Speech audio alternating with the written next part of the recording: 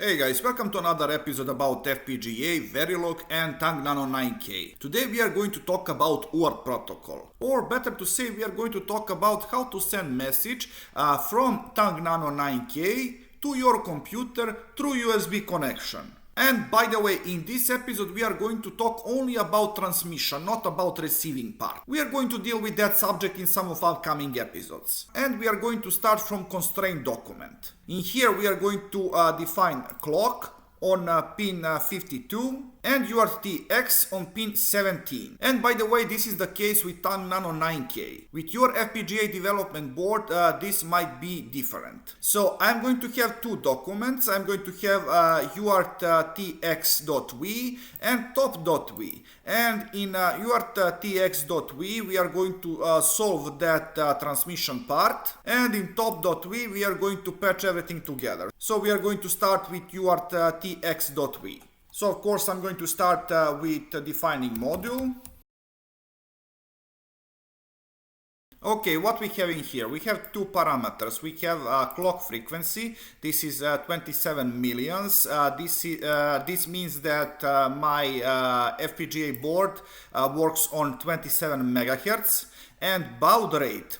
Baud rate, it's a speed of communication between my development board and my PC. You don't have to choose this baud rate, you can choose some other baud rate, but I'm going to stick with this one. Now we have clock, now we have state variable that is going to initialize communication.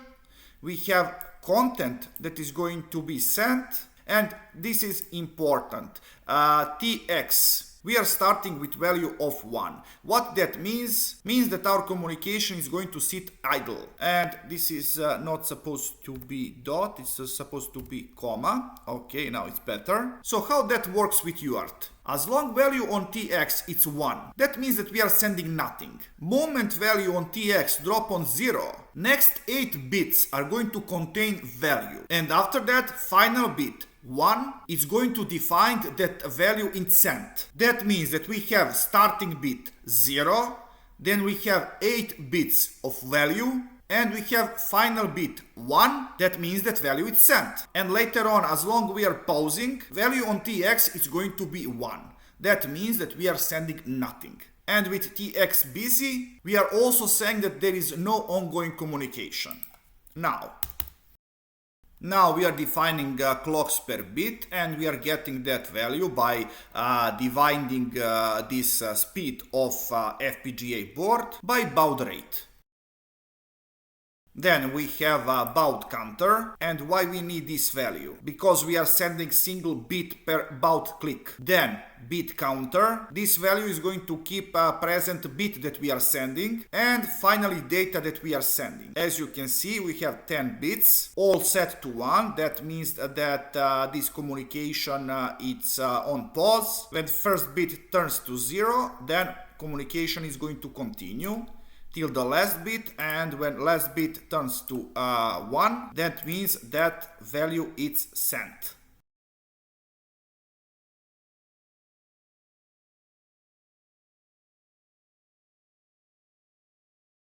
Alright, let me explain what we have in here.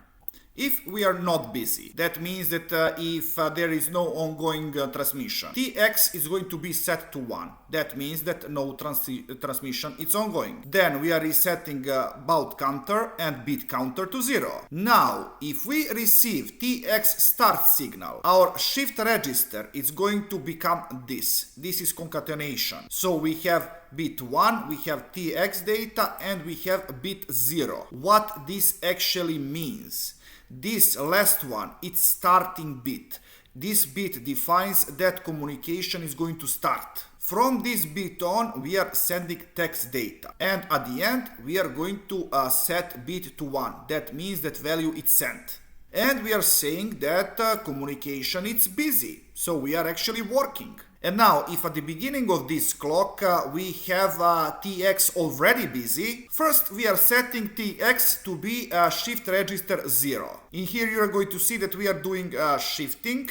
So in that way we are moving from one bit to another. Now we are checking bud counter. If we are at the end of a sequence, we are going to add 1 to bud counter. Else we are setting bud counter back to 0. We are shifting to another bit, and then we are checking. If we have not been finished, we are going to add 1 to bit counter, so we are going to deal with another bit. Else, if we are finished, we are going to set busy to 0 and TX to 1. That means end of transmission. So in simple words, we are splitting entire clock into periods, and in one of those periods we are going to send one bit. We are sending bits in a way that first we are receiving sending signal, so signal start. After that, first we are going to set bit 0, and bit 0 is going to stay for one period, and that is this period, clock per bit. We are getting it by dividing 27 millions by baud rate. For the next 8 periods, we are going to send data from TX data. At the end, we are going to finish with 1. Now, let us get to top V. In here we have only 2 values for module. As you know from the constraint, we have only these 2. We have clock and we have UART TX. I'm going to copy these 2 values from here.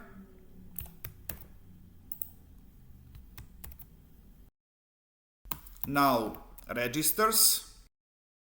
We have TX start set to 0, then data. This is going to hold data for entire byte, and TX busy signal. Now we are going to instantiate that UART TXT. Now we are passing value for clock frequency, for baud rate from here. Now clock from input clock, TX start, we have it in here, TX data. For TX, this is this one, UART TX, and finally for TX busy, this is this one. Now I'm going to create actual message. This variable message is going to hold entire message, so I'm going to have like 25 letters. You can see in here 25 elements, and you can see in here 8 bits per element. That means 1 byte per element. And I'm going to do that by init. And why with init? Because I want to initialize this value into memory when development board starts. Alright, what I have in here. As you can see, I have 24 elements. I have text, hey, from Tang Nano 9K. Then I have return character, new line character, and text character. This hexadecimal 00 says that text is at the end. Now let's deal with actual communication. Alright, so what about this?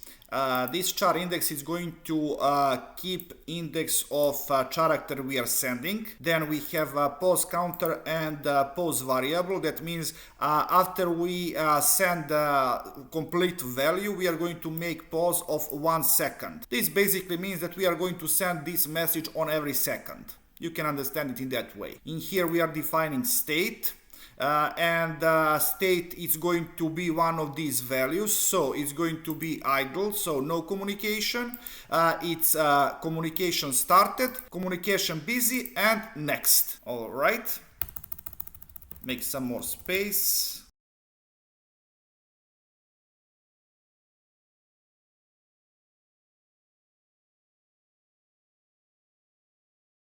All right, we are done. So what we have in here? First, we are setting TX to start. Then we are checking state, and we have multiple states. Default state is idle, so no communication. Now, first, what is happening when we have state idle? First, we are checking whether message is at the end. If it's not, and TX is not busy, we are setting everything into original state. Otherwise, we are going to first to check pause. If we are into pause state, we are going to add one to that pause counter. Else, we are going to reset pause counter to 0 and chair index to 0. Meaning everything is going to get back to the beginning. Now, if we are started, TX is going to become 1 and state is going to get to wait busy. Now we are getting to wait busy. So if TX is busy, state is going to be X next.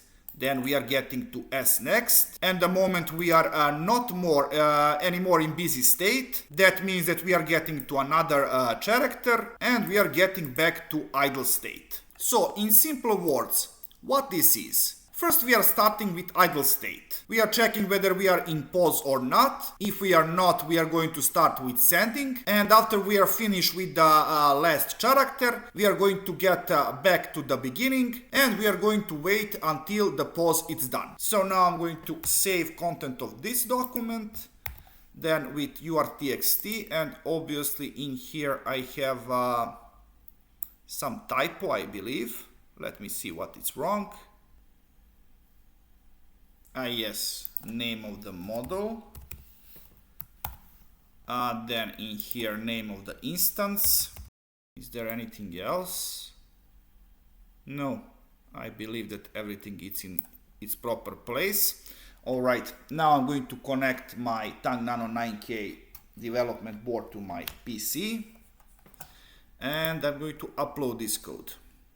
Build and program. All right, I'm going to use my terminal and I'm going to use screen on device USB 115,200, but it must be with sudo.